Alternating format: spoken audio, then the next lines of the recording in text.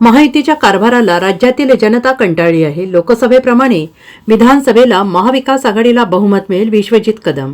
राज्यातील महायुतीच्या कारभाराला जनता कंटाळलेली आहे, त्यामुळे लोकसभेप्रमाणे राज्यात महाविकास आघाडीत बहुमत मिळेल असा विश्वास काँग्रेसचे आमदार विश्वजित कदम यांनी व्यक्त केला आहे.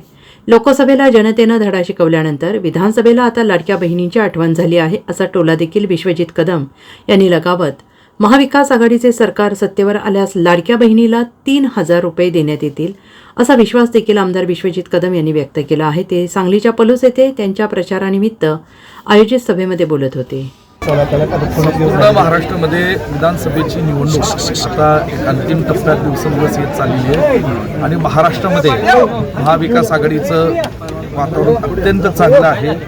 काँग्रेस पक्षाचे ज्येष्ठ नेते आदरणीय राहुलजी गांधी, काँग्रेस पक्षाचे राष्ट्रीय अध्यक्ष आदरणीय मल्लिकार्जुन खरगे साहेब, राष्ट्रवादीचे अध्यक्ष आदरणीय ज्येष्ठ नेते शरदचंद्रजी पवार साहेब आणि शिवसेनेचे अध्यक्ष आदरणीय बाळासाहेब ठाकरे या तिन्ही नेत्यांच्या आणि चारही नेत्यांच्या नेतृत्वाखाली महाराष्ट्रामध्ये सगळे उमेदवार आणि तिन्ही महाविकास आघाडीच्या पक्षातील कार्यकर्ते अत्यंत चांगल्या पद्धतीने प्रामाणिकपणे काम करत आहेत. मला खात्री आहे की महायुतीचा कारभार जो गेले 2.5 वर्ष चालू आहे त्याला माणसं आणि शेतकरी वर्ग, युवक वर्ग, माता भगिनी कंटाळलेले आहेत, वैतागलेले आहेत आणि येणाऱ्या निवडणुकीमध्ये लोकसभेप्रमाणे महाराष्ट्राच्या जागा जिंकवल्या तसं काँग्रेस पक्षाला महाविकास आघाडीला लीड पडेल आणि बहुमत मिळेल. सगळ्यात जास्त लाडक्या बहिणी योजनेचा त्यांनी ओहापोह भरपूर करतात, त्याकडे आपण कसं बघतो? मूळ प्रश्न असा आहे की लाडक्या बहिणीची आठवण महायुतीला केव्हा झाली? मागच्या 3 महिन्यात जेव्हा लोकसभेच्या निवडणुकीत महाराष्ट्राच्या जनतेने महायुतीच्या नेत्यांना धडा शिकवला,